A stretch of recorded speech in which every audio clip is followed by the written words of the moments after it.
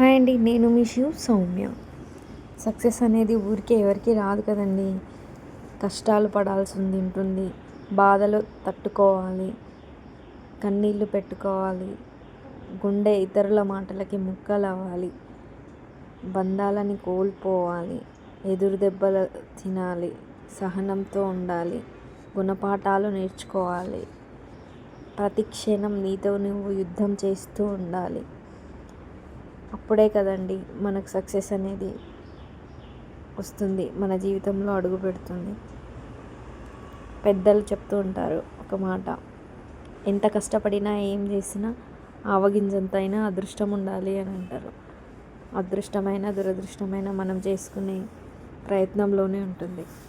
మన అదృష్టం తోడైతే మనం సక్సెస్ అయిపోతాం.